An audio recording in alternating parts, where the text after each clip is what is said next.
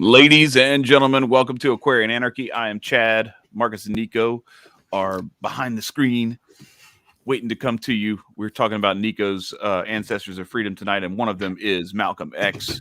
If you're not ready to die for it, take the word freedom out of your vocabulary. Truer words have not been spoken. Welcome, everybody. Marcus, Nicco, how y'all doing? I'm here. Tired. Well, thank God for that. But good. Because this show is about you, my friend. Yeah. So I'm sorry about last episode, guys. My internet was acting a fool, and then I had to take care of stuff with my people. And but other than that, we're good. So both of my ancestors, one of them is Malcolm X, and the other one is Dick Gregory. And my mama said she is related to him, or like four cousins away. You know how that all goes along. But to Dick Gregory or to Malcolm X? Dick Gregory. Oh, Dick all right. Gregory. All right. So I want to get into all right. What was that? I don't know. Marcus looks like he's behind or something. What happened now? No, you're good. Keep going. Okay, so I wanted to get into Malcolm. Okay, first. I'm having every. Oh yeah, he is chipping in and out. Yeah. Just go ahead, Nicco. I wanted to get into Malcolm first, and you know, paying attention to like how he grew up, his upbringing. His father suffered that fatal death to the missing. He cut to it. That was pretty graphic to like go through that, and to find out that he was like a Garveyite, so he was already all about pro-black, so you didn't have to really tell him about trying to brainwash himself about anything like that, because he just already knew.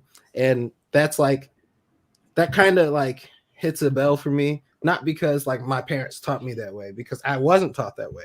I was taught the structured way into doing things. And actually in my upbringing, I was like more rebellious because there wasn't a father figure around. So like me and my cousins were just wild and reckless. And it kind of reminds me of how Malcolm growing up was a wild, reckless gangster. Like once his father wasn't around, he was loose. They were all loose. His mom was losing her shit when she had 7 kids to watch after. You feel me? And so, especially in Detroit, you got to get it. So it's like, by any means certain necessary, and it shows in his character as he grows up, by any means necessary. Not equivalating to his religion, but he did it as a younger one. He got his ways by any means. And I kind of looked back into his numerology chart, and he's a ox. Oxes are known for being more stubborn. He was a stubborn person, and I noticed it when I was going through his birthday and all that fun stuff. But what was his astrological sign? I think he was May. What's his birthday? May is Taurus. Okay. Yeah. So yet again. Yeah. So that's double down on it. He's double down on it. Right. So an ox and a bull. You feel me? Right. So then his religion and how it changed, it changed him as individual. When I was growing up, the religion, it was just there for me. It was always forced down my throat through my parents, through my grandparents, and I'd just be subjugated to sit down and listen to it. But what I did notice is that he wasn't submissive to it until he got older. And when he was in prison, his brother told him, go reach out to Allah, pray to Allah, and understand his ways. So he was like, all right, I'll do it. And he turned around, and it was kind of difficult for him too, but the more he digested the literature and talked to I think Elijah Muhammad, he sent out a letter to him, and then they started exchanging letters, and he became more in depth into it and things of that nature. But then we switched it over to how he became submissive, but still a dominant figure. When he started showing up on TV shows, you would see Malcolm X, like, he'd be composed when there was ignorant rhetoric, distraught, like, oh, Malcolm, we heard you preach about a lot of hate. No, that's not what I don't preach hate. I just tell you that we just don't want to stand for this bullshit no more. That's it. That's Right, all. right. Yeah, well, there's a difference between submitting like to the will of God, like Islam, that surrender, versus submitting and surrendering to man on earth, authority, who is bullshit authority, you know, like and actually they can be diametrically opposed, right? Where you can actually be undermining the will of God by submitting to some bullshit. We got the Agorist prepper himself, Hotep Daryl, stepping up into the building. What's everybody? What's up, everybody? Welcome aboard, brother. We're gonna let Nicco. Yeah. Thank you for coming. We're gonna let Nicco continue, and then we're gonna let you jump in if you got a question or anything like that. All right, Nicco, keep ripping, man. So, and then actually speaking about the concept of God, he it was the talk show host was like, so do you believe in the Christian God or do you believe in the Christian? And he broke it down through the way of our lives. Like, I believe in creator. And so you believe in creator if you're a Christian, or if you're a Jew, you believe in creator, point blank, period. So I'm not going to dismiss your religion because we all have one that creates all. So he was really good with navigating, and you know, with being locked up in prison for so long, you learn so much. Like, actually what's crazy is like a lot of the people you see that come out and spit this rhetoric and literature that's like about against prison reform, or just become like highly knowledgeable Black people in the community, a lot of them went to prison, and they had no choice but to sit down and read if they chose to digest in that. And a lot of wise men sit down, but it's unfortunate because they've sacrificed all those lives away due to a previous mistake. But nevertheless, Malcolm's revolutionary traits on "I will not submit to no man" is what really rings a bell and resonates. Like, he says that as long as the Black people aren't like consciously aware, they're not going to go anywhere. For sure. And so the thought is not to segregate Black people as a whole and say shut off the world. No, he just wants the Black community to get their shit together so that they can help thrive with this world. But you know, things happen, assassinations happen, and plots get foiled. Sure. So for me, Malcolm X, I found him years ago and really found his story very riveting, just from somebody that follows the ideas of freedom. But one of the things that you said, Nicco, that kind of resonated with me today was you were talking about his stubbornness and knowing a little bit about you know, the astrological stuff. What I particularly find interesting about Tauruses and about people who are stubborn with their freedom, and I'm one of them. I'm a fixed sign. I'm an Aquarius, so so again, another fixed sign. He's very fixed in what he believes, and when he believes something, he manifests it into reality. It's something that he does, and that's something that I know about Taurus as well. When they get their mindset on something, that ain't shit going to stop them. They're going to keep moving forward. And I think Malcolm X certainly embodies that idea.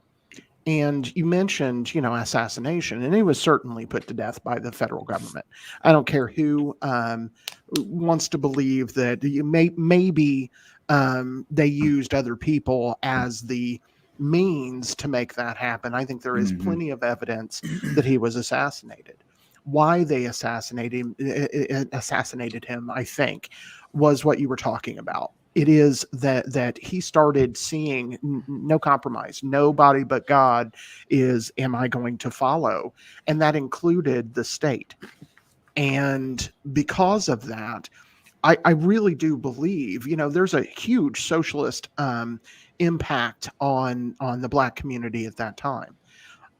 Malcolm X was a thinker, and he thought several steps ahead. The moment that you start to do that, you're not going to stay a socialist, because socialism, it fails very quickly. And So I think it is my belief, and I think that it really is founded in many of the things that he said. I think Malcolm X winds up one of us. I think I don't know that he winds up an anarcho-capitalist, or he winds up a mutualist, or he winds up, but I do think he winds up an anarchist of one kind or another, because when you start doing things like what you just said, when you start saying, "I have no authority other than God." It's not a very long trek to where you're right where we're at. Especially what he was doing with the Muslim community. This man was bringing in so much revenue because he made establishments happen. And so not just knowing how to make establishment happen, he knew how to like get communities together, bring people in communities. For sure. And so basically, once you start growing and magnifying, now granted, even though it was more so through the premise of religion, he still was able to accumulate and have people more open-minded about, okay, well, we don't need all of you all to survive and sustain. Like, we can stand on our own, and we can push and thrive through this oppression together while armed. Because one thing that I did like is that he was never really cleanly armed. He always had, like, his weapons were always more than likely illegal. Like they weren't registered, if you will. Yeah. So like it was always one he'd have to ditch. And like so like one thing that I found cool is that I mean, granted, I don't condone selling drugs, but he sold weed. He sold weed when he was younger. So and so he learned how to like ditch him and shit like that. And like have routes, like you said, he plotted ahead much more than anybody else. He had steps ahead, and it just shows as he grows older, he planned ahead. But you know, there's always even when you're doing your job, there's always somebody to contradict you. Yeah. Well, so how much of that do you think is wisdom that, like, when you go through that prison life and you kind of, to me, like what it seems makes sense is you go into that situation and all of a sudden all of the prison type shit that exists outside those walls starts to, like, you start to see the similarities, like, oh shit, this is just like this. Oh, this is just like me going punch a clock at my shift job. Oh damn, this is like where they take the shit out of my check. Oh, this is like, you know, you start to see all the systems that are built already that around you, and you realize, like, oh damn, so it's just a bigger yard outside this place. The rooms are nicer. And the other thing is, you're not in that rat race. Like, we all think we're free, and we're out here fucking churning, going through money. where like years go by, and you're like, what the fuck just happened to the last 5 years? Whereas inside the joint, you have like all this time in the world on your hands, and the days drag, and the time just you're counting the days until you get out and all that kind of stuff. So yeah, you do have a lot more time to actually think, to see the world for what it really is. And you come out of that, and the bullshit's fucking, you're done with the bullshit at that point. But it also depends on if you have the mentality to reform. Malcolm was able to get out earlier because of his religion.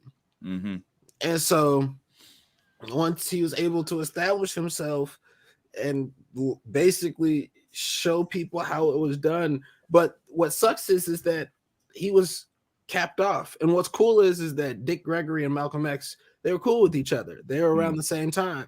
Dick Gregory was a comedian turned activist he almost was the fucking president at one point. But these clowns actually, I think if you were to look it up, he had like 9 million votes glitched into his account for I think Virginia or something. And then they're like, re-speech or recount. And so that was not acceptable. Yeah, they weren't going to let Dick Gregory win that. For sure. But that's crazy, though. If you look back in the day, Dick Gregory was an entertainer and for the black community and still running as president. We have clowns running as president now, but like people think it was like all strictly, old men or women who were suited and booted, but in actuality, they had other people who had names just for shits and giggles. So it's what's up? I'm nothing. I think I breathed in because because I was like, yes, but I want to continue with Malcolm X. I want to get to Dick Gregory. I'm all about it, but we have not exhausted the platform that is Malcolm X. Yeah. It doesn't have to be. It doesn't have to be like linear like that. Like he can weave because they actually do kind of weave together very well. Yeah, they both did speak for the same platform. Malcolm X was a lot more religious. He had a lot more religious aspect behind him. Dick Gregory does have a spiritual aspect behind him. He's all about the one God, but he was more so of a he had some really sharp critiques for religions and for even like different like Christianity, which isn't like technically a religion. It's just a belief system or whatever, but it's not its own. You have all these different religions within Christianity, but he was very critical on those. And his books that he's created, those were pretty solid. I have not digested all of his discography, but for Malcolm afterwards, what else is there necessarily? His speeches were immaculate, like him breaking down the bullet and the ballot and the bullet. He just breaking down that it's one or the other, and either or, it's like one is real freedom and one's not. Yeah, one of them is requesting freedom. The other one is taking it. Let's talk about his speeches. Let's talk about how Malcolm X has been used and exploited in his afterlife, where people will pick and choose, cherry pick how they want to represent who he was and what he taught about and everything, and just kind of like shoehorn it into their own agenda, their own ideology, and what you've seen with that versus like some of the stuff that's more hidden that you have to go digging to find. Yeah, it's funny you say that because I actually sat down and I asked my dad this morning, like, "Hey, Dad, did you taught Malcolm X?" Because like I had a feeling like you were a little bit closer to the era, so there was a little bit more of an understanding of being taught that, and then it being scrubbed out the history books. But he was like, "No, I wasn't taught it."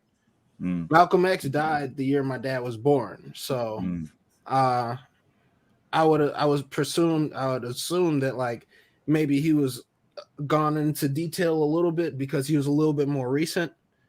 But no, I know for a fact my little brother wasn't taught Malcolm X, because I wasn't even taught it. In certain classes, you would have to be in like honors classes to be able to read Malcolm X books. And I mean, granted, there is history, but there wasn't shit in our schools teaching and digest like going on purpose.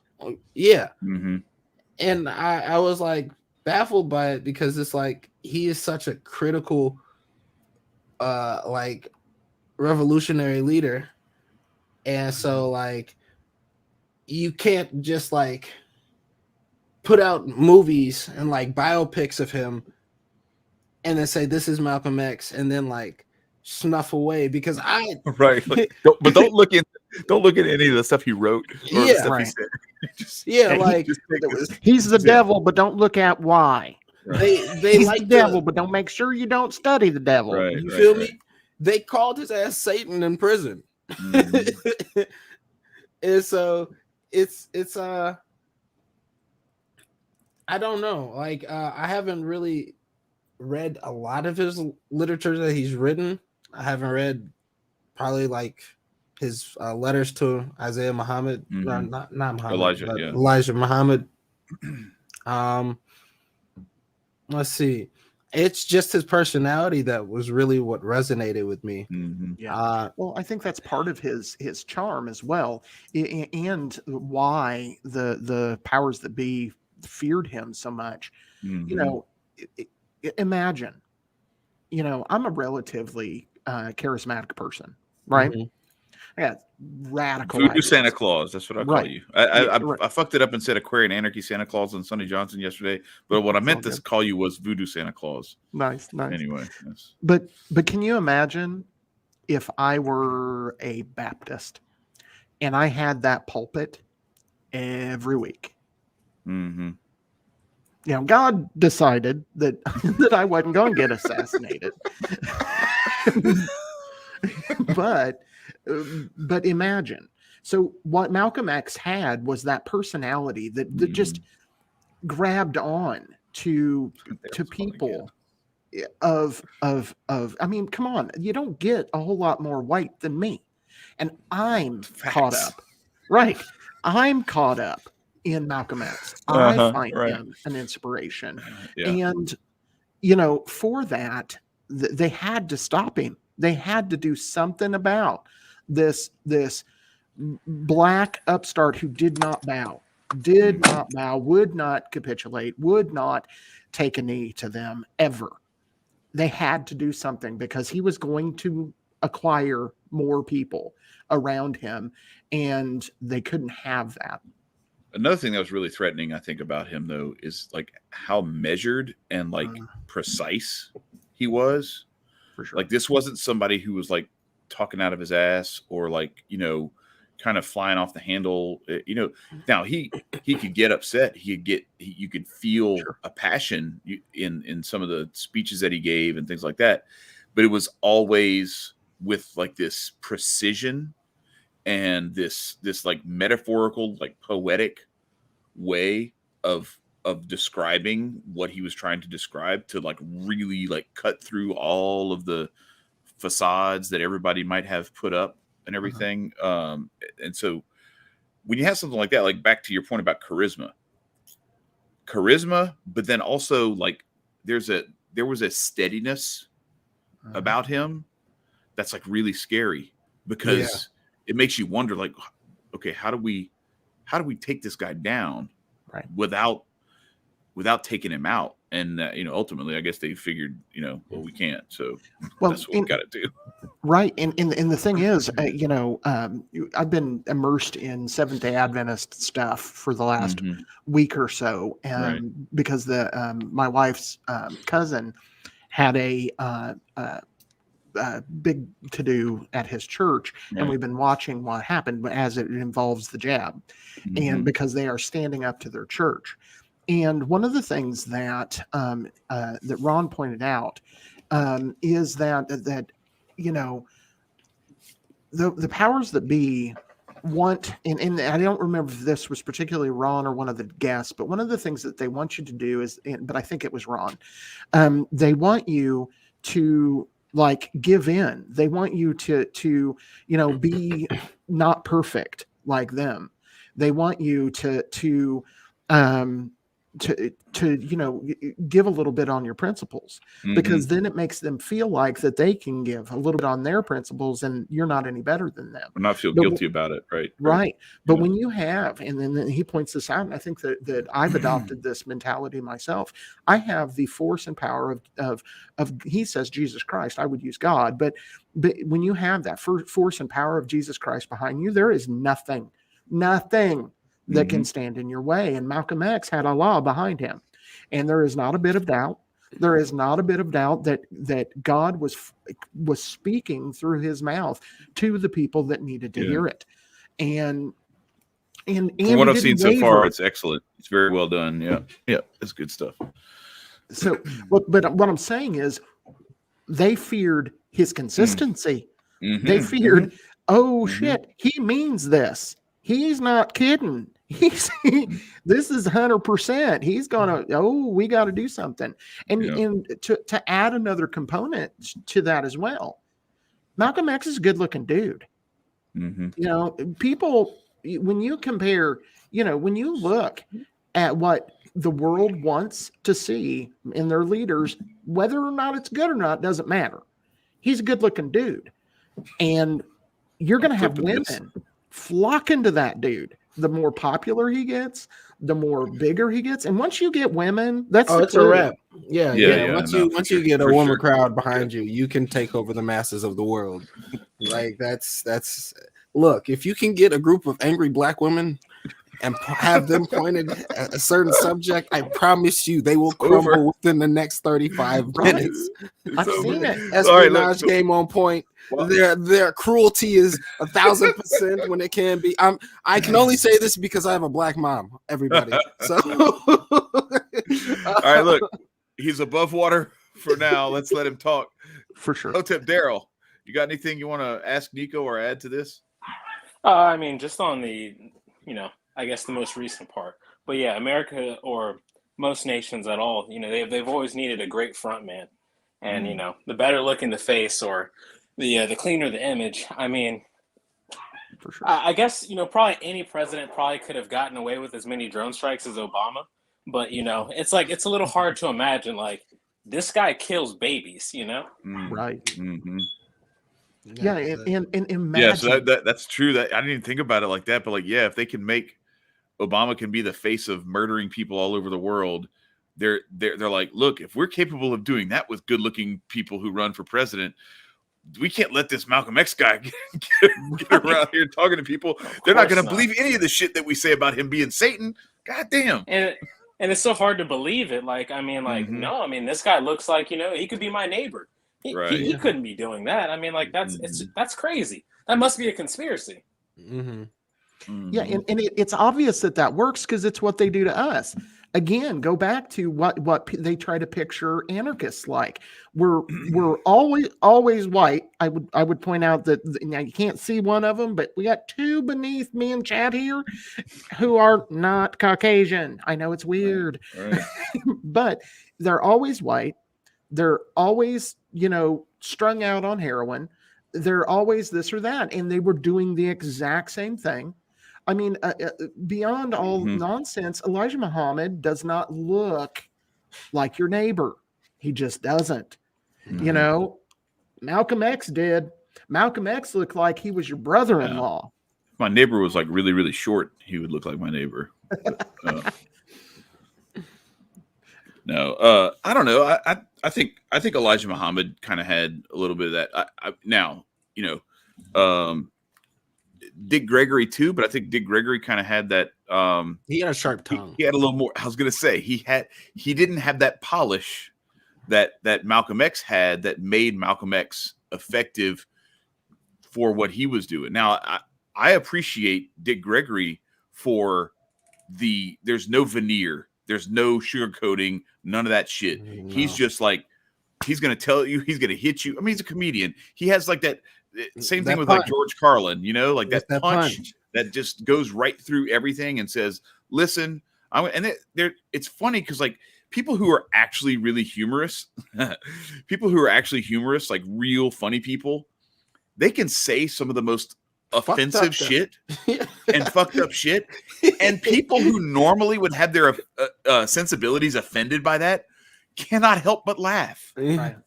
And that's when they hit you there, and it's like, oh shit, I'm laughing. Like, so that's where like I actually think like for their roles, like Dick Gregory and Malcolm X are like great choices because they both have this way of like just getting past all of the normal walls that people put up and going right through and hitting you right in the heart, in the gut, and getting into your subconscious. One thing it's almost like the beauty of memes.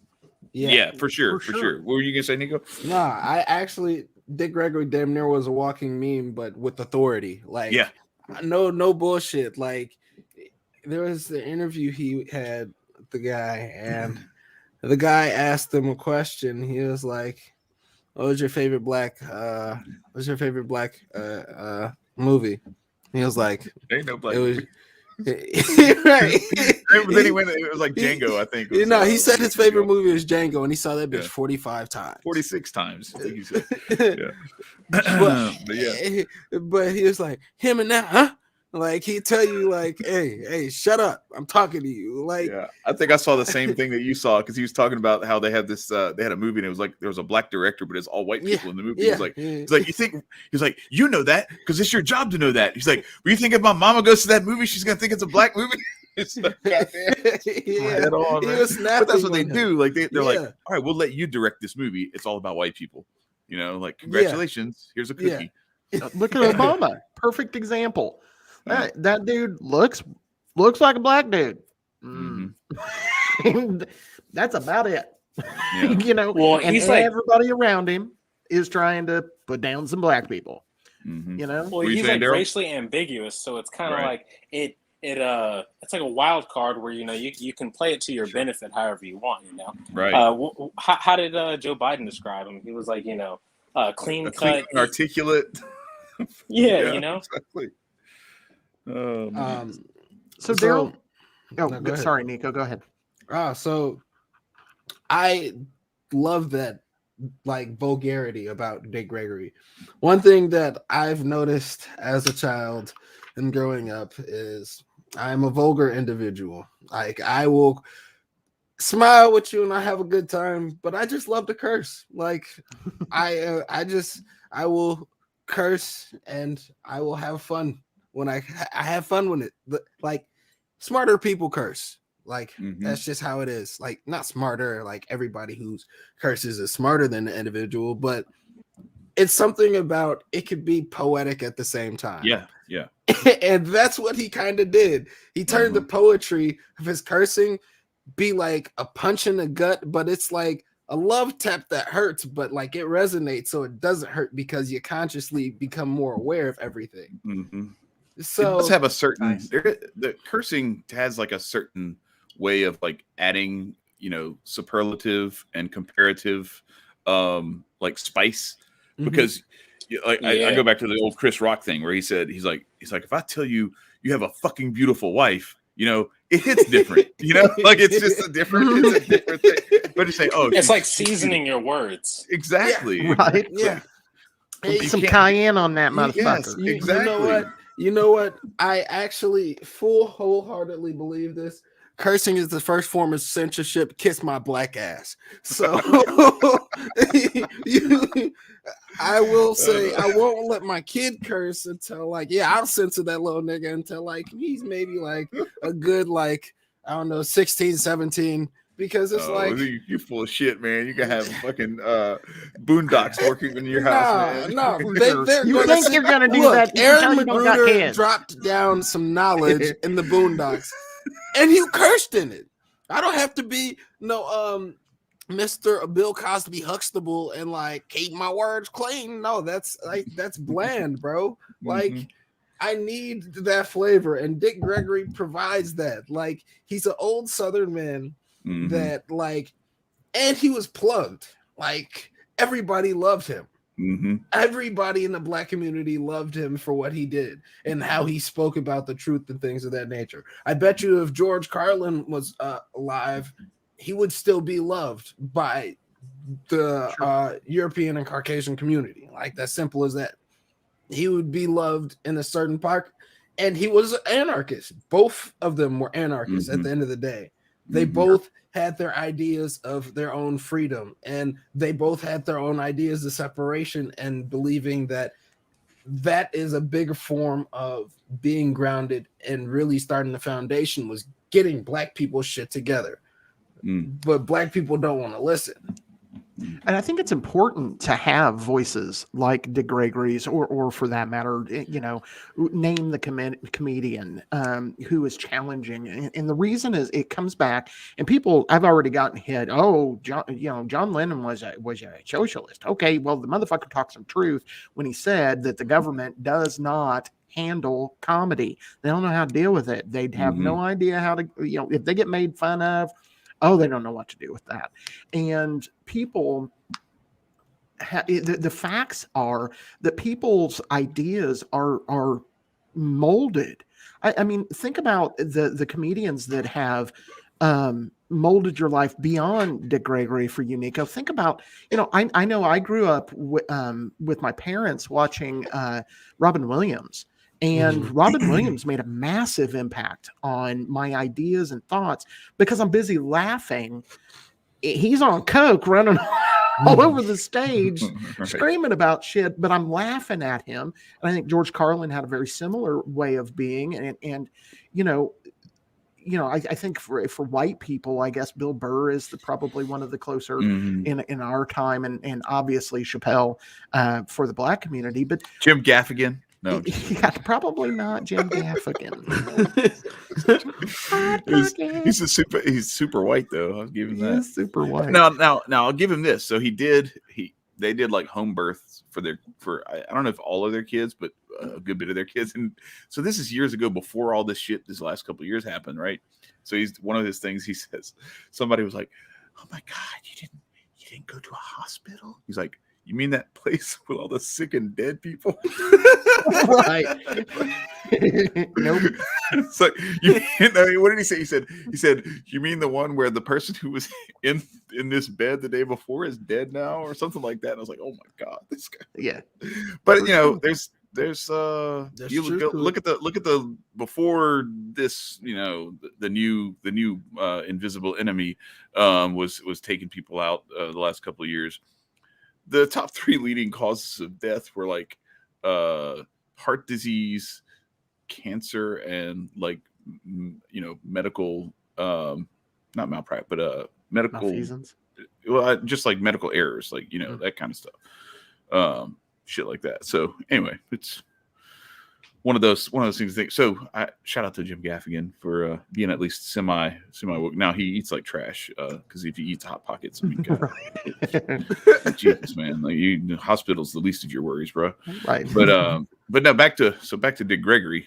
Well, I'm sorry, you were like, I interrupted you with the whole. You were talking about white people, comedians, and stuff. Oh well, I mean, granted, there's like different segments, and I'm not too seasoned. I've been on this bitch for 23 years, so there's still plenty of people I got to catch up on that you guys know about. All right, so it's like, well, but dude, you were way ahead of us when we were your age, so it's all good. I mean, I kind of cheated because I chose this timeline and got to get internet before you guys, or after you guys. Yeah. So, but nevertheless, like, you guys have different people who provide a certain kind of comedy. There was comedy that is just to make people laugh. And just talking about just random bad shit. But then there's comedy about like strategically talking about bad shit to get you thinking after the show. Sure. And Richard Pryor versus Eddie Murphy is a good example of those two timelines. Yeah, give me Pryor. Go ahead, Nico. Give me Pryor over Murphy all day. But like I mean, the only one that I really know that like was a heavy hitter for you guys is George Carlin. I mean, who else would be compared to him to like where? There's a few. Oh well, I guess. But Carlin is king. Yeah, so Carlin, you're right. Yeah, definitely. Is it illegal to say Joe Rogan? Yeah, he's not Joe Rogan. Definitely yeah, I mean, if you're gonna say Joe Rogan, I think it'd be closer if you said like Ron White, maybe. Yeah. Right. Ron White would be better. Ron White's funnier than Rogan, yeah, definitely. Sure. And Rogan's but cool. I would go like Not Sam Kinison and Rodney Dangerfield. I mean, there were some legit guys who did and like so this is gonna sound crazy because he didn't have his window was very small because he OD'd very young, but Mitch Hedberg is like one of my favorites of all time. I don't know who that is. Yeah, I don't either. He's it's all one-liner shit. Like he's I don't know. It's just you have to be in the mood for the one-liner humor. But it's kind of like he's sort of like Dangerfield, except his shit's like drug. He's like damn near high the whole time. And like one of his things. So Richard Pryor. But it's not. But Mitch Hedberg is way more chill. Like he's just like he's high, but he's like zoned out. he said, he goes, I used to do drugs. I still do, but I used to too. Right, for sure.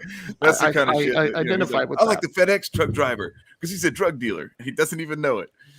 So, Daryl, Oh, shit. Yeah. Daryl, we were struggling to get you in here at the beginning. Do you have any comments you'd like to make, or questions you'd like to ask Nicco about either Dick Gregory or Malcolm X? Yeah, Red Fox is a good. So I of course, like, I know about Malcolm X. A little hard not to, but when it comes to like Dick Gregory or some of the other guys that you guys are talking about, I almost sat here for a while and was like, wow, like I hardly know any of them, at least in extensive detail. So that's why I kind of like let you guys go, because I mean, like, a lot of, I guess, like my quote unquote freedom ancestors, a lot of them are living today, at least for me. I kind of, when I got into, I guess, like all these different theories or anarchism, it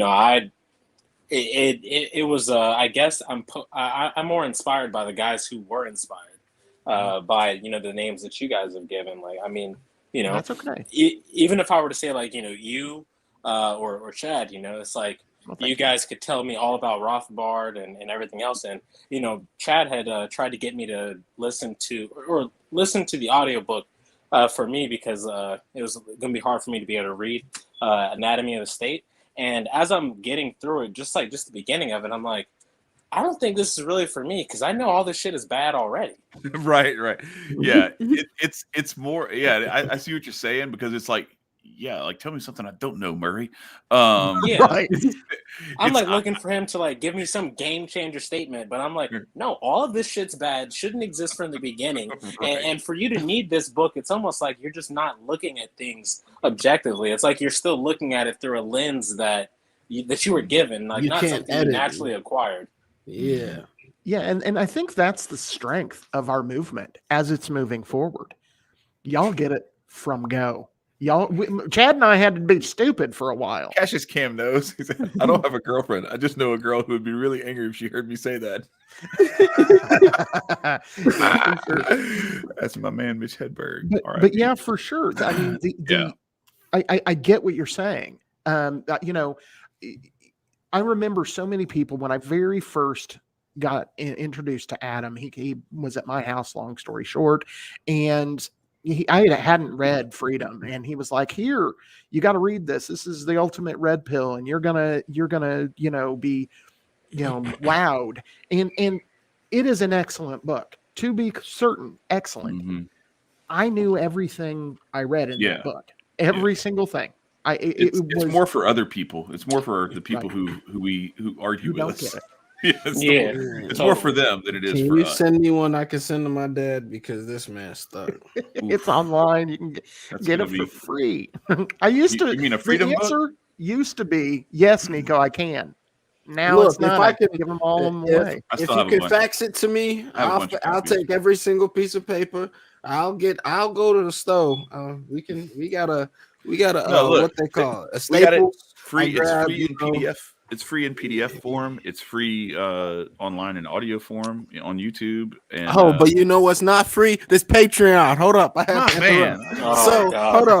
Wait. Hey, Daryl, shut up, man. We gotta grab the mic for this one. So, as you can see, we have 2 black people and 2 white people up here, and they're very close to my. Well, I'm close to my heart as well, so they're close to my heart. But you know who would be closer to my heart is you people, because y'all make this shit happen. Because why would we sit here every fucking week to be like, yeah, you guys want to just talk? Because I'm fairly sure we could be doing a lot of things and just like minding our business, but we come here because we love y'all and we love to drop information. Like, people have been killed for saying some of this. Oh yeah, that's right. Yeah. He's telling the truth.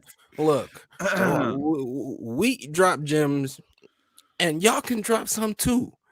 Drop some gems in our pockets if you love us. But if you don't, you can still watch the show. Just don't grift. Like, don't take this knowledge and then say, like, I accumulated for myself. Like, why? And then what? You're not gonna share us? Like, why not share? Likes are free. You Likes feel are me? free, guys. Likes are are free. free. I'm not Stop asking for gas grifting. money. Stop grifting. Drop- Likes are free. That's You right. know, You feel drop me? a comment, share it, feel and me? just tap the Yeah. like You button. feel me? Most Sure. importantly is shares are free too. So all you got to do is hit the share button and send it to somebody, send it to a few people who, like they really like Dick Gregory and they really like Malcolm X or one or the other, but they're also a statist, and let them come and get this little dip of infusion of anarchy into their lives. Bring this Sure. to your grandmother's bingo club game. My And let God. all of her What you friends trying to get us watch burned down, man? Yeah, and Let those And old to people. have Let them those old share the people. links Let those with old their people play cookies. bingo in peace, Nico. they Yeah, they don't have that you. much time left. yeah. The thing is, we made a decision a long time ago, and Daryl's a good Share example it of with the this. young We're, people. we're sharing this shit with everybody. Do what you can to interject that, and we'll share your voice. I used to do this show alone, people. I'm all about sharing this stage, because ultimately it's not going to be me, it's not going to be Murray Rothbard, it's not going to be Dick Gregory, and it's not going to be Malcolm X. It's going to change the world. It's going to be a shit ton of people, and we have to be willing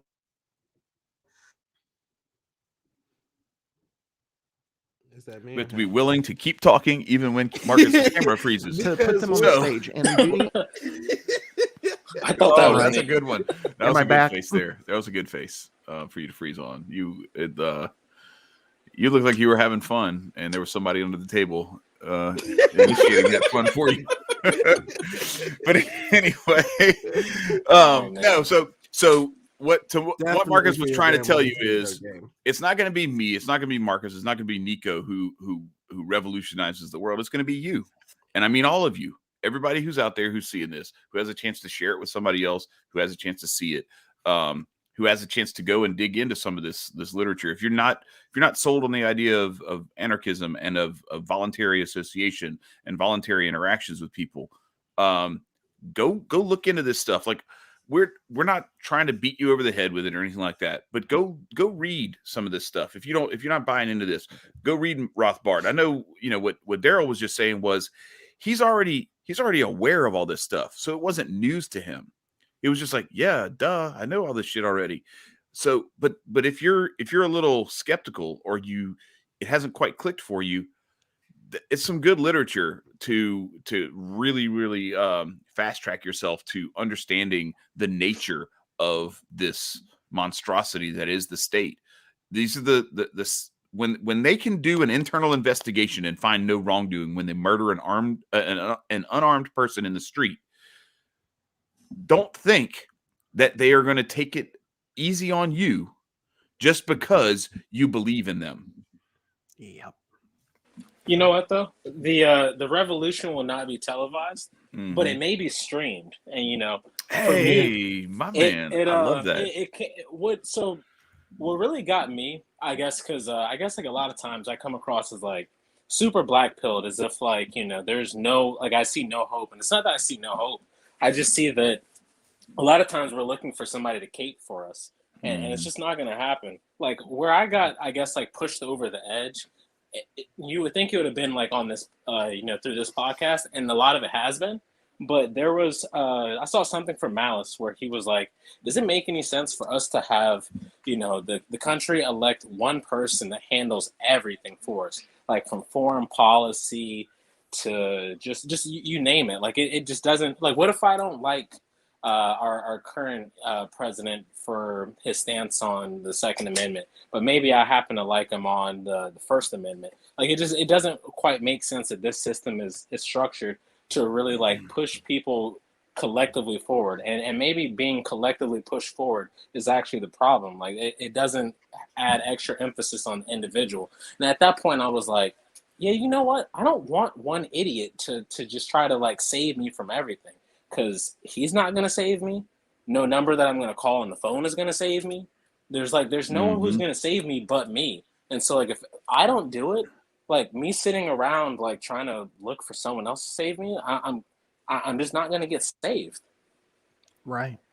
And I gotta add to that too. Imagine imagine when you're talking about collectivity, when you're talking about people coming together, imagine how strong that is. When you have, say, 10, 15, 20, 100, 1,000, 1,000,000 people who are all good on their own, who are all handling their business, but they decide voluntarily to work together.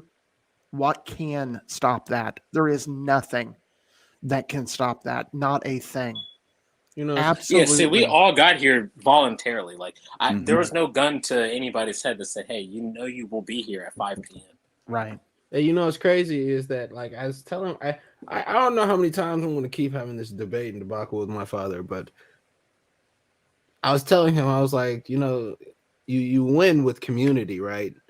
And like he was like, well, no, I would have to adhere to the laws that the government has put in place. And I'm like, you're so like stuck with like there has to be somebody telling you what to do. Right. Yeah, Next time he does that, tell him the government told you to pick cotton. Go get it. ain't that the Bro, truth? Ain't that the truth? But see, the sad thing is that only on this podcast Yeah. and only Marcus will say that as a white man and just not even care. Like he's Hey, just man, like, it's the truth. yeah. Yeah. But it's the truth. Mm. If we had followed what the government was telling us Yeah, to, no. hell, Mhm. I'd be in we had to chains. be voted. We had to be voted to be half a man, and not even half a man. Right. And we still haven't changed And- that yet. And that was only the dirty secret about the three-fifths compromise is that wasn't even because they were like, we care about black people. Yeah, The people No, who not said at all. the slave owners wanted to count black people, wanted to count their slaves as a whole person because it increased their numbers for the House They of would have won. Representatives. They would have won. Yes, and The they South wanted to would've won. increase their numbers, and the North was like, "No, fuck you. That's bullshit. You can't do that." And they're like, Make them "Yes, half it's-" niggas. They're like, "You treat." They're basically like, Whoa, "You whoa, can." whoa. No, they were saying they said it was property, and they said, "Okay, well then I'm going to start counting my horses and my cows and my chair and my sofa and all this Isn't other that stuff." And then interesting? that's when the South was like, "Okay, hold on. What if we count if they're human? We'll count them as 3/5." They're like, "All right, fine." Them being And they human is came a up- compromise. Right. Exactly. They came up with a number that made it to where they still got to I stay think they counted in a our balance of power. limbs. They gave 1, 2, 3s. Come on, Right. they See, as an Yeah. anarchist, I just look at that and go, I told you you're never going to fucking get to freedom by voting. They'll just make you 3/5 of a person. And if that's not good enough, they'll make you half a person. If that's I'm not a good they're enough, they'll make you already- a quarter of a They're person. already probably about to do it with this status. Yeah, This. I was about to say, like, this You know, everybody- sometimes a secret cabal has to meet together in order to, handle the work appropriately to make sure that we get to where we need to go. Yeah, I mean, we got to trust Well, them. and that Trust the secret process. cabal has been running shit since long before there was a constitution. You feel me? I mean, really, it's not even a secret anymore. I mean, Right. what They're was it? The blatant New York with it. Post or the New York Times? I mean, they literally said cabal. They're blatant with it, and I'm like, I'm like sitting here, and I'm like, Dad, what have we learned from history? We learned that history is a facade that is told to you. And we aren't something, it's his story. If you use etymology and break words down, because everything has a meaning on this bitch, let's understand that, then it's his story and it's victors to the spoil of war. And guess what? Sorry, Chad and Marcus. The white man won the fucking war and came over here with their plan implemented. And they're like, oh, the Indians got a constitution. Let me snatch that bitch real quick. And then I'm going to give y'all these blankets, stay warm. So therefore, y'all get the fuck off here. And then we're going to say that black people aren't smart enough to be able to possibly come over here prior to us being here in the first place. So we just going to call them Native Americans. And then we just going to leave them like that. But no. It was black people and Native Americans living in this bitch harmoniously and coinciding, whatever the fuck the words are. I feel the channel getting banned right now. Harmoniously and harmoniously.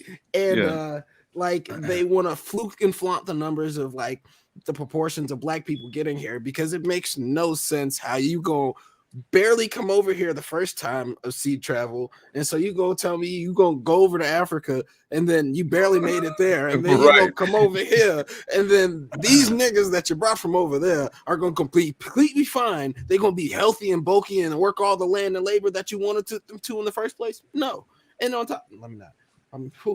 Well, the bottom line is with all of this stuff, and people are going to say, "Oh, but are you sure you're not a conspiracy theorist? Can you? I want some proof. Give me some proof." Well, okay, proof here's from some the proof. people who like burned the Right. the Library of Alexandria. Best library down. Kiss my black ass. They're getting away with lies on a astronomical level right now, and we have the internet. Imagine what these criminals, because the government is criminals. How much? That's the equal sign. But imagine what they could get away with if there wasn't an internet. When there was and the one internet's book, not been here long. When there was one book and Right. you just One passed copy? it around. One copy? right. That's what I'm saying. You'd be like, And tear your this boy bitch was out, like, tear "Hey, these yo, pages can I out." borrow your journal?" And then he spilled some coffee on it. Now your notes and your book is all fucked up. And it's your only copy in the world. Right. I mean, to kind of go back to what we talked about last week, that's kind of the beauty of Thomas Paine, who, like Malcolm X, everybody likes to use, no matter if they're an anarchist, they're a lefty, they're a right person, it doesn't matter. They're going to use both Thomas Paine. But, back to Thomas Paine, they bury his shit. But that's why his book was so powerful, was because it got into the hands of most families. And because it was in the hands of most families, and remember, they got the one book, and now they got two. So Right. everybody's reading that shit. So again, start thinking, people. Use creative thought. This is not, that hard to figure out that these motherfuckers are going to lie to you, that everything that is in that history book that you're reading may not be true. Use your mind, creatively think. Now, that doesn't mean that everything in there is wrong. They have to sprinkle some truth in, or nobody would buy it. But question.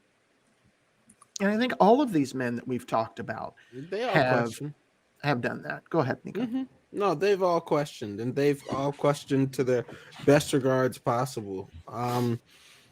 Malcolm X was a heavily guarded intellectual and a juggernaut, if you will. He had the masses behind him, and he had a whole religious organization shaking and quivering after he had disbanded. A man that powerful, you gonna have to take some precautions and actions to make sure certain things don't get leaked. Right. You feel me? But secrets have a way of getting out. Yeah, because when you take out such a powerful leader and then you try and expose it like that, things are gonna leak. No skeletons, no closets, doors stay closed forever. Mm-hmm. Right. That's why they put fluoride in the water. Hey, look, man. I have a channel 2. I'm about to launch it. Damn, man.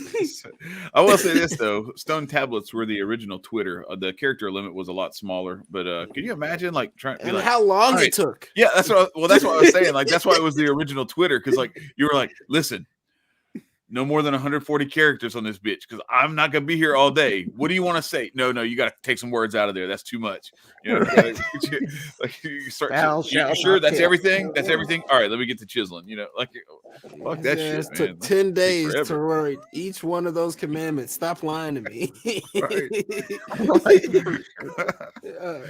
Shit, I forgot to dot the I. Could you imagine you do the I before E except after C thing? You fuck that up, and you're like, oh, smash that. I need a new tablet.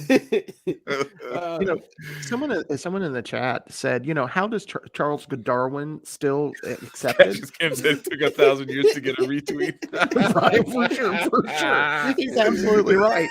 It did too, because King James was like, I got some tablets. Because he said that, I had to say, I literally tried to steal his shit like Unc does, and I can't copy on StreamYard. I can't copy it, and I couldn't copy it on here. All it offered me was to block it or to report him. And I was like, well, no, I'm trying to copy it and paste it in Twitter so I can take credit for it. Where he said prioritizing the collective makes weak individuals, and prioritizing the individual makes a strong collective. Absolutely. That's facts right there. But anyway, what were you going to say, Marcus, about the tablets and everything? I largely I was done, but Okay. but you know, we have, you know, an opportunity in our lifetime to make some real changes. Mm-hmm. The people that we've talked about over the last 2 weeks, you know, to Daryl's point earlier, you know, he was impacted by us. I know he was impacted by Adam. He's been impacted by other people. And imagine what, Chad? Did I say something that should have been a pause? He started putting his tweets in quotes because of Uncle. For sure. Yeah, but we need the fucking thing to go across too. Right. But shout out to me for making that. Yeah, for sure. But you know, I gotta put. Look at what, you know, they want us to think we're all alone. They want us to think that we, you know, we're just kooks out here, right? Right. Look at all these people. You know, last week we talked about, you know, Murray Rothbard. We talked about, you know, religious leaders for both Chad and I, and we talked largely about Thomas Paine and Frederick Bastiat, and now we add Malcolm X into that mix and Dick Gregory, and you know, we have vastly different ideas, all of them, every one of them. Marcus, you glitching, man. You in the Matrix. Vastly different. All of them are acting and influencing us. I must have caught Nicco's disease. Yeah. You guys all hear me? Nicco, you gave Marcus your Wi-Fi. You went and Marcus, swapped routers with him in his sleep. Shoot. I know. I know. Look, I'm just letting you know. So maybe it's because you said some goofy shit, and they're like, right. The van is out front of Marcus's house jamming the signal. But so right. I want to say this though, because all right, so I got Sunny hit me up to go on her show yesterday, Sunny Johnson, on Sunny's Corner on Sirius XM 125, which I mean it's a huge platform to be on a national radio show. Sure. And so looking at that, and you know, it'd be easy to get caught up in like, you know, the selfish, like, oh, look at me, I'm on this thing or whatever. No, it was kind of funny. It was awesome. Really cool. No, but it was really nice that I got this equally humbling experience of texting my parents about it, like, hey, I'm going to be on this show, and they're like, we love Greg Gutfeld. I'm like, no, read the tweet again. She said he's not available, so I'm going to be on the show. And then my mom goes, oh, I'm sorry he canceled. I'm like, so there's that. So like a large dose of humility for me, in case I needed it. But I went into that thing, and all I could think of was the last couple of weeks of Fox News primetime with Lawrence B. Jones and Olivia and Felicia and King Randall and Hotep Jesus and Jeff Charles, and am I missing somebody? But like Sonny's been on there, and Maj Toure has been on there. Like our friends, the people who we've had on our show are going to be these inspirations that we're talking about, the ancestors of future generations. Yep. And that really makes me excited, is to watch that and to witness and to be in the same room with them at times, or on the same stream with them at times, to be able to share ideas and to be able to have conversations with them, and to just kind of like have that, like that understanding of like, I got you and I know you got me and we're good. And that's how we, like, to Daryl's point, the revolution might not be televised, but it might damn well be streamed, because we are building this sort of stuff, as long as they don't kill the streams when Marcus talks out of pocket. But we and I do that a lot. Yeah, we have an opportunity to build like this incredible community of like solution based ideas and strategies, approaches, and I'm just pumped to be witnessing this at all to begin with, and to be part of it is like I have to like pinch myself, and I have to like I have to kind of like take a step back and just be like, all right, look, let me not make this anything where I start to like think I'm involved in this. Like this is what I said on the show with Sonny yesterday. This is like God saying go in this direction, and me saying okay, and just getting out of the way otherwise. Not trying to push it, not trying to do more than is necessary. Like Sonny came on our show because she was mad that we hadn't reached out to her yet. And I was like, look, I was just kind of following this. Like my impulse was I felt like we needed to like get to the point where I could like reach out to you and be like, hey, look, so we've had all these people on, they're friends of yours, and they're cool with you, and they're cool with us too. So like, I know you're big and, you know, all this stuff, but you want to come on our show?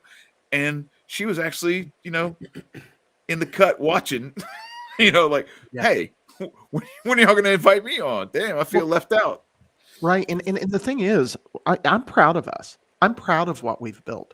Name another show. Maybe Josh. Maybe Josh has got a good group of people he's interviewed as well. Yeah. But name one that's gotten to the heart of solutions. You don't get better, in my opinion, when you're talking about freedom topics. I don't think you do better than Aquarian Anarchy. I just don't think you do. No, and because we present entertainment. He said facts. Oh yeah. Yeah, he want all the smoke. Right. But no, we seriously, we present solutions, we present ideas, we present different ideas, we present a variety of people who you can learn from. Like to Daryl's point earlier, you know, no, you don't have to go read Murray Rothbard. We live Murray Rothbard in what we're talking about every fucking week. Right.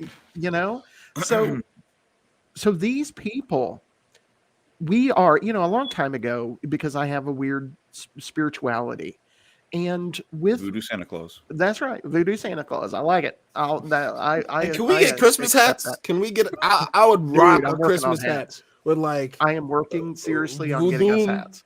Santa in the back with the. It's got to have like a just Aquarian Anarchy. Yeah, but. A long time ago, when I was looking at my spirituality, I said, I don't want to be in front. I don't want to be the star of the show. That's never going to be what I want to do. I want to be behind them, helping them succeed, because I know that I'm not Malcolm X. I'm not the pretty guy that also talks some good shit. I'm not clean cut. That's not who I am. I'm not that guy that needs to be out front. I want to be the person that's behind people, pushing ideas. We have achieved that. Fox News was full of people who we have directly influenced. Full last week. And that will continue. That will continue to happen. We are not going to suddenly not be friends with Hotep Jesus. We're not going to suddenly not be friends with Magnus Panvidia. We're not going to suddenly not be friends with Uncle Hotep. We're not going to suddenly not be friends with Adam talks Kokesh. shit all the time. I might have to block him at some point. Hey, that's how black. Remember that thing I was telling you about my parents? You know what Unc did? He quote tweeted it and said "based" about my parents. I was like, man, fuck you, fucking bastard. It's like your parents are based. They like Greg Gutfeld better than you. Like, god damn, man, it's hard out here in these streets. Yeah, but black no, people talk a lot of shit, dog. I want to say, like, what you were saying, Marcus, is absolutely true. That I definitely think that we have had an impact. We've had an influence. These ideas, the ideas of like real freedom and anti-statism, has had an impact on a lot, if not all of those people, right? Sure. But I want to give credit where it's due to who they were already. For sure. And the fact that they were already kind of in that vein, And we just kind of helped them see, like, hey, you know, like, I hear the way you talk, and you sound like this is, you know, kind of where you're pointing. And if you're not already pointing there, like, you're not that far. And let me drop this little gem on you. Let me drop this little gem on you. And then it helps to kind of, if not redirect them in that direction, at least make them think about it. And now that shit is like outside of the fog of war. You know, I don't know if you ever play these games where they have like the fog of war. You know, like, they can actually see that part of the map now. You know, Right. whereas before the fog of war had obscured it.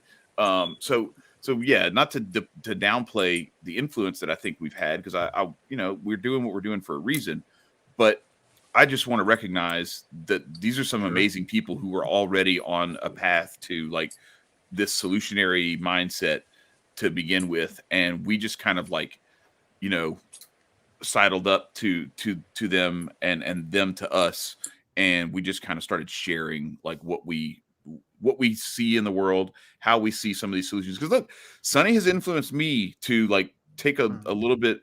I agree that like the ballot is not, you know, I think that more applies to the state and federal level, especially the federal level. But like your local politics, like, no, it matters like who those people are, because that's the people who are going to come like fucking take your shit out of your yard and, you know, drag you out of your house. Right. So like being involved at that level, and not just taking this like, fuck this, you know, I wash my hands of it, I didn't vote for these people approach. She's at least made me think about it and like staying involved locally. Sure. And we need to learn from the people that have made mistakes in the past. One of the things that we need to do, you know, when I get anarcho hotep land here in Indiana, where I have our own land, and we're going to be near a little town, we're going to have a motherfucker on the town council. Got to do that. We got to control who the cops are. That's going to happen. We have to do that. That's going to be part of what the plan is. So yeah, definitely get involved locally. Do what you can locally. Just don't believe a fucking thing that Washington, D.C. says. These pieces of shit are not going to care anything about you, and they don't pass a fucking thing because they think you want to. But yes, absolutely, get involved. We're going to have to.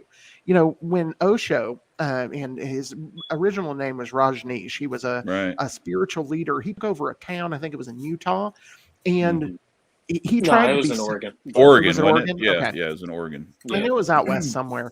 So when he did that, he didn't he tried to be separate from the town.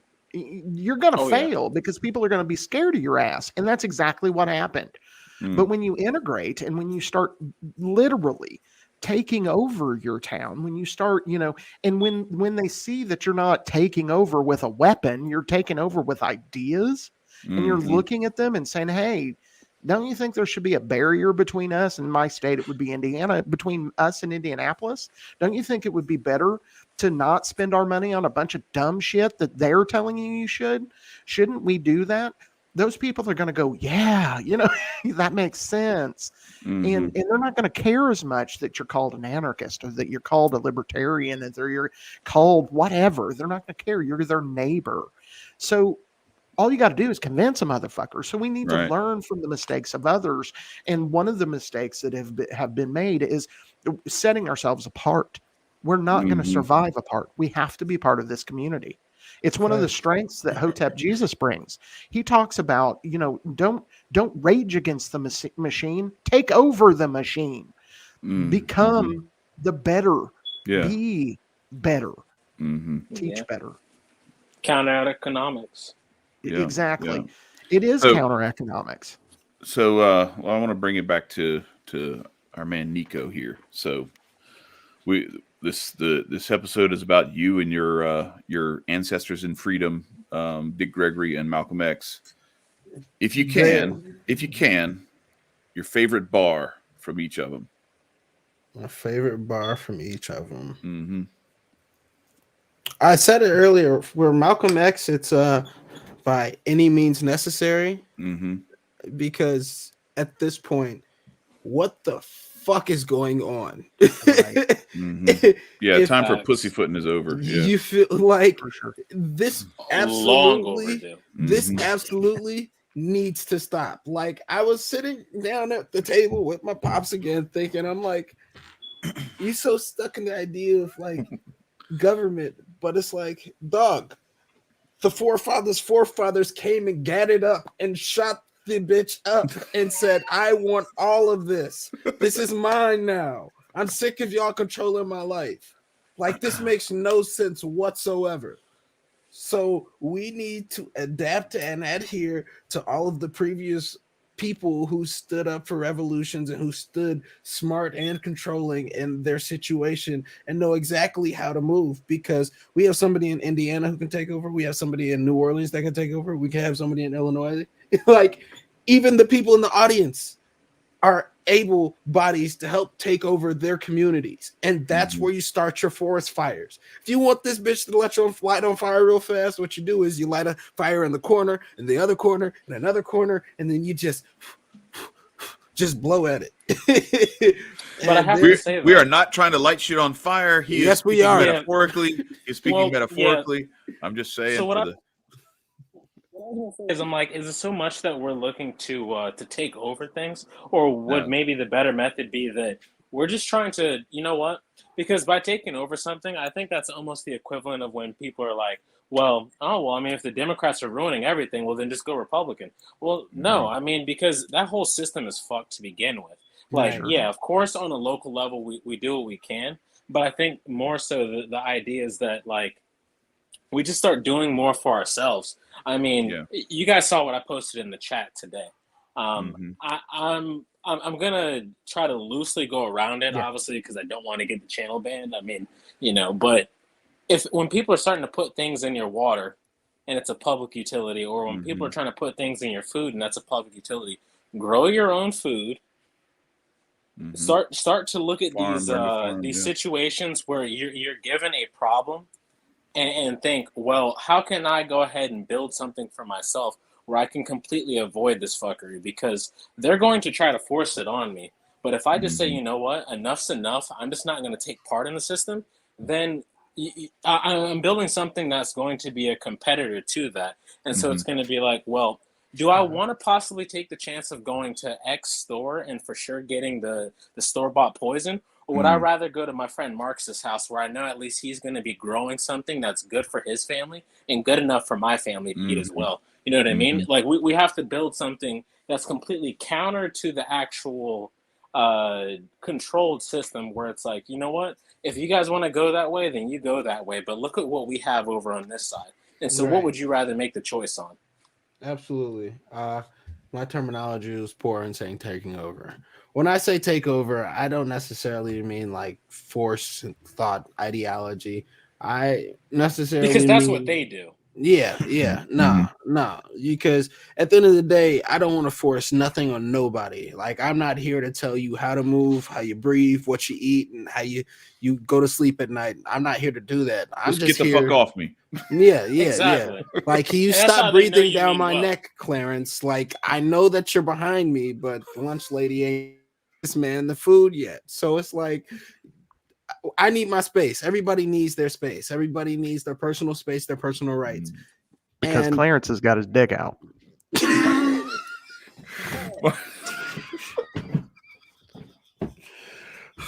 Voodoo Santa Claus. Why you got no chill, man? Why Clarence got his dick out? That's not my fault. Hey, Clarence needs to go home. Clarence needs to get out of here. Can I call the police on Clarence? He just made me uncomfortable. Whoa, we don't call the police. Oh, right. We just get a Glock because we know what's going to happen, right? It's going to be like what happens in Texas, where I haven't mowed my lawn in 3 months, and now the police need to bring a whole squadron to now deal with me, and then it ends off in a standoff, and then I'm dead. Right. It's not necessary. My lawn just didn't get cut.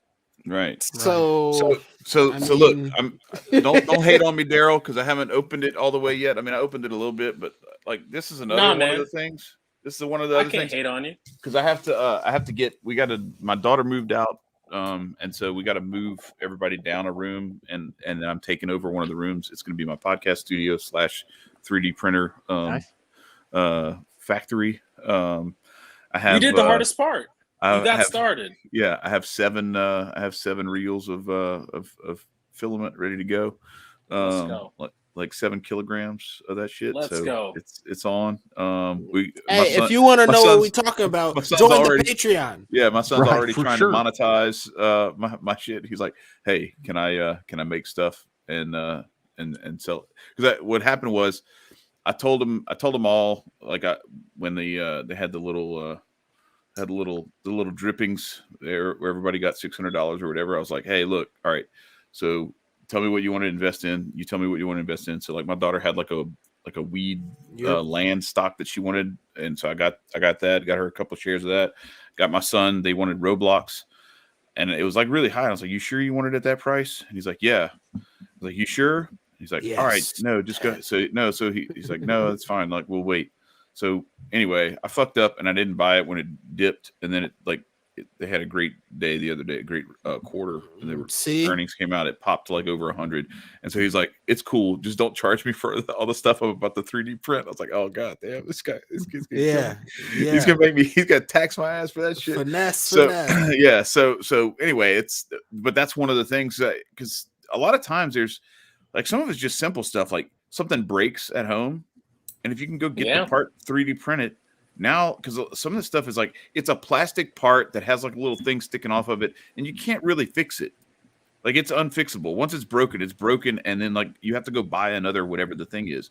But if you can make your own, you don't have to fix it. You just make another part.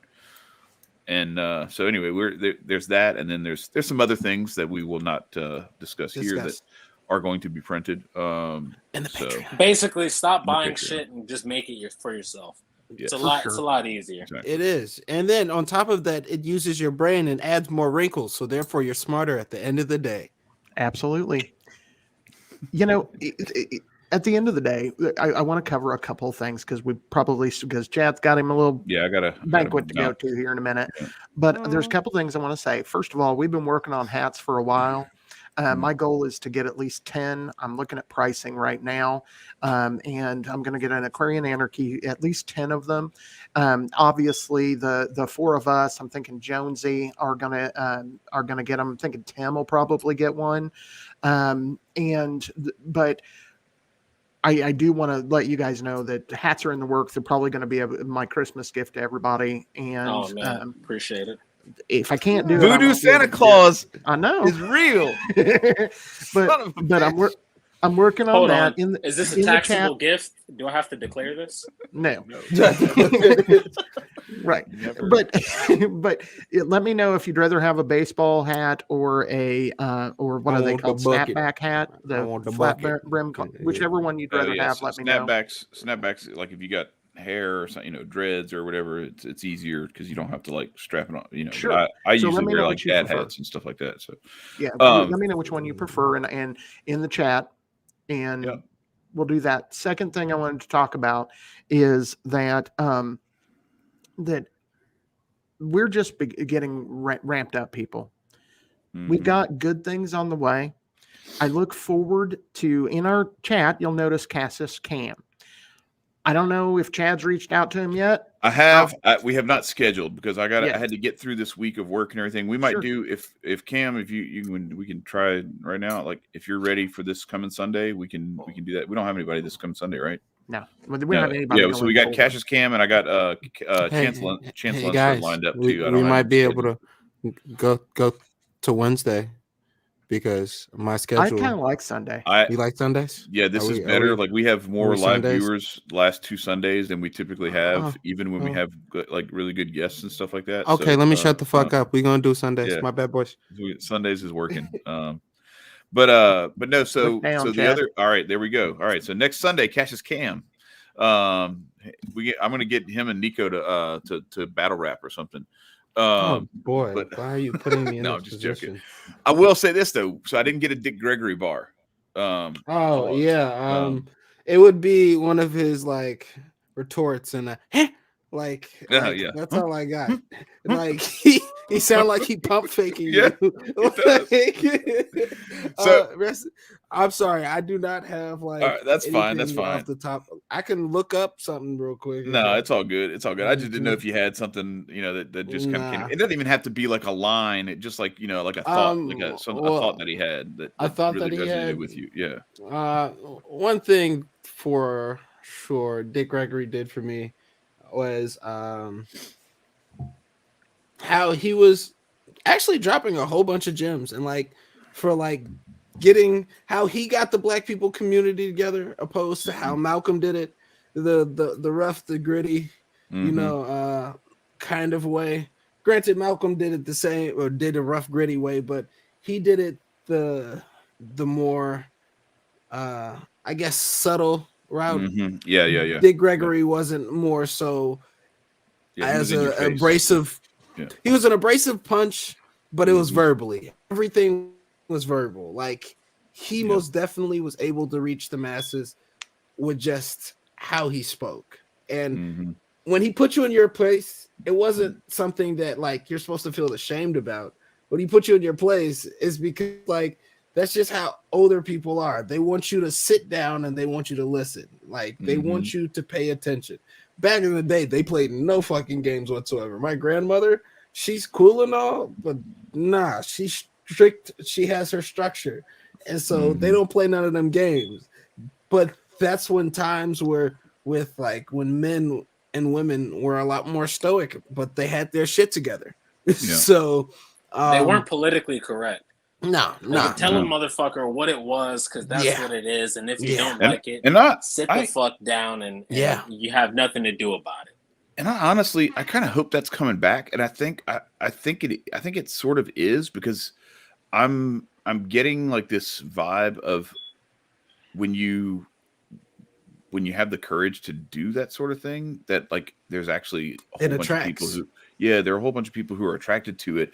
And so I think it's actually kind of making a comeback. And I think the way that you make it come back faster is you just do it and like let them fly and don't even fucking. So I mean, shout out to Marcus. Marcus saying a bunch of out of pocket stuff, but hey, he's no. The last out of pocket thing he said was Chauncey's dick was out, and I didn't appreciate that. Pause. No, Clarence. You said Clarence. Yeah, it was Clarence. Chelsea. All right, so why'd you bring Chelsea in? You got a threesome going on with this motherfucker? Since we're talking about Voodoo Santa Claus, I gotta bounce here in a second though. But since we're talking about Voodoo Santa Claus and how he's talking about all this weird ass shit.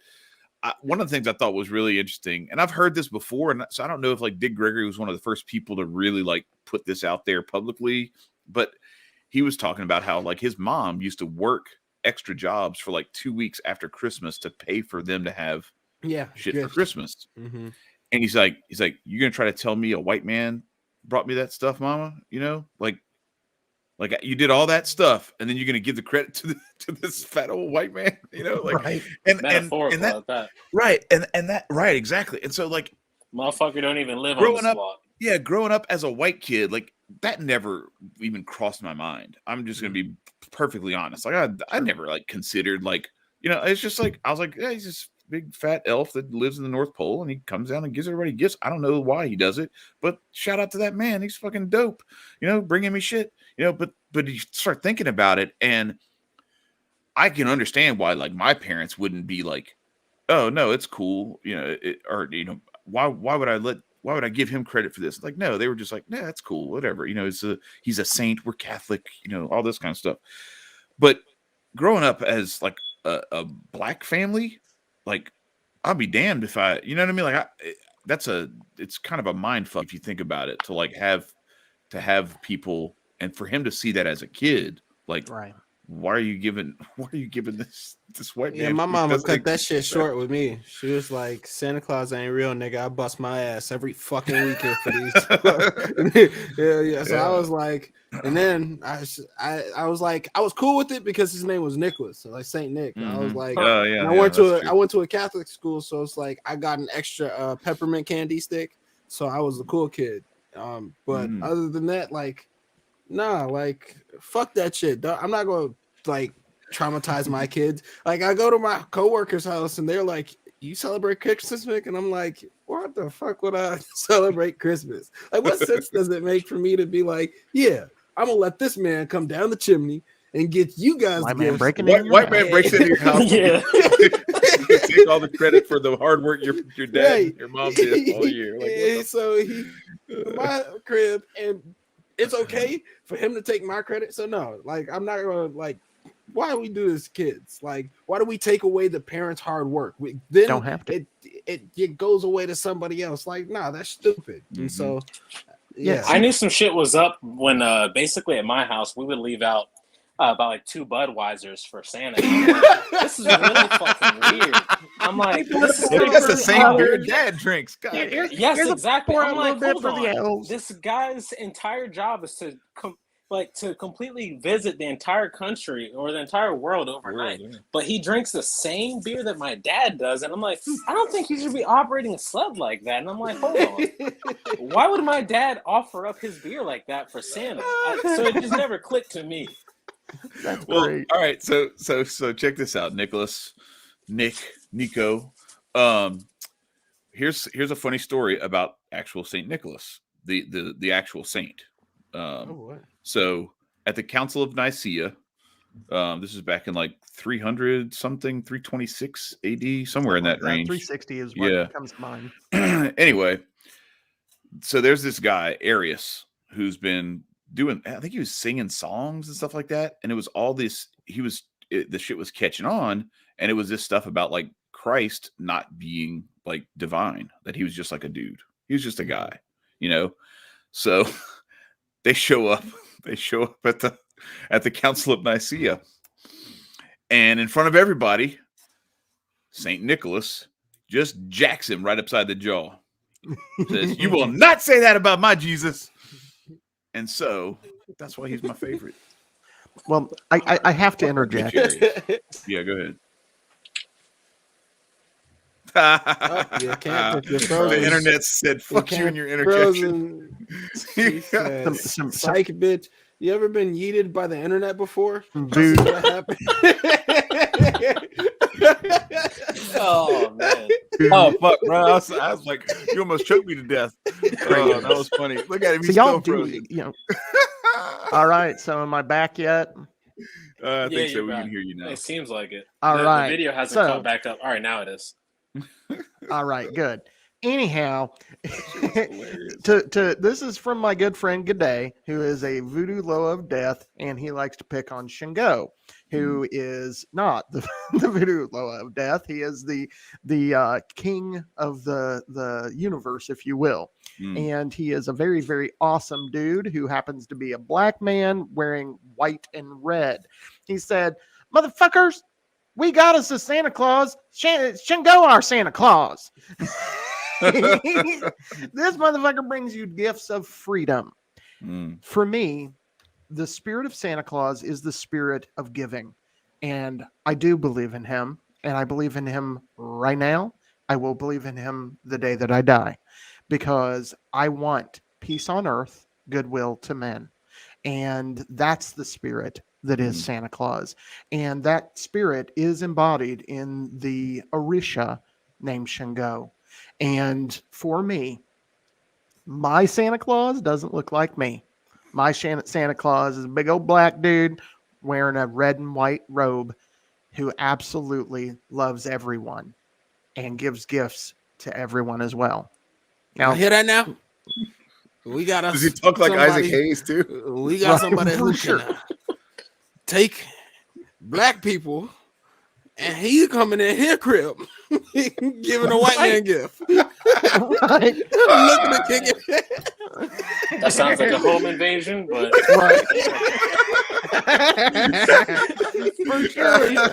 For sure, invades all the goddamn time. Oh nah, shit! man, just leave it on the doorstep. And, Billy Ray comes out with his shotgun, and he's like, "No, you don't understand. I'm giving you stuff." Right.